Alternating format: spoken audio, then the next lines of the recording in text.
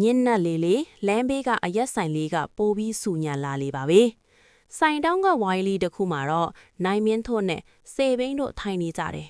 သူတို့နှစ်ယောက်ဟာငယ်တငယ်ချင်းတွေဖြစ်ပြီးမြဲဒီညမှာတော့သူတို့သားကလေတို့ကအေးဆက်သိမ်းပါနေပါတယ်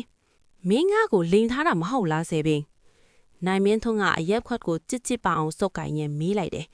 သူ့မျက်လုံးတွေကဒေါသကြောင့်နီးရဲနေပြီစေဘင်းကတော့ခတ်အေးပါပဲသူကအရက်ကိုတငုံတုတ်လိုက်ပြီးမှခနဲ့တဲ့ပြုံရင်ပြန်ပြောတယ်လိန်နေဆိုတာထက်မင်းမသိအောင်လှုပ်ထားလာလို့ပြောရင်ပိုမှန်မဲနိုင်မင်းထွန်းမင်းကအမြဲတမ်းလူကောင်းလှုပ်ချင်နေတာကိုဒါပေမဲ့အဲ့ဒါငါညီမလေးကွာမင်းဘလို့လှုပ်နိုင်ရတာလဲနိုင်မင်းထွန်းကစပွဲကိုဒုံးကနေမီအောင်ထူချလိုက်တဲ့အတွက်ဘေးဝိုင်းကလူတွေတော့လှဲ့အကြည့်ကုန်ကြတယ်ဆယ်ဘင်းကတော့မတုံလို့တဲ့အပြင်သူ့ရဲ့စူးရှာတဲ့အကြည့်တွေနဲ့နိုင်မင်းထွန်းကိုပြန်စိုက်ကြည့်ပြီးမင်းညီမကကလေးမဟုတ်တော့ဘူးပြီးတော့ငါ့ကိုသူ့ကိုယ်တိုင်ရွေးချယ်ခဲ့တာမင်းကကြားကနေဘာမှလာဟန်တားပိုင်ခွင့်မရှိဘူးဒီစကားကနိုင်မင်းထွန်းရဲ့ဒေါသကိုမီးလောင်ရလေပစ်လိုက်တယ်လို့ပါပဲနိုင်မင်းထွန်းကထိုင်ကုန်းကနေဝုန်းကနေထားရလိုက်ပြီးဆယ်ဘင်းရဲ့အင်ကြီးခေါ်လာကိုဆွဲလိုက်ပါတယ်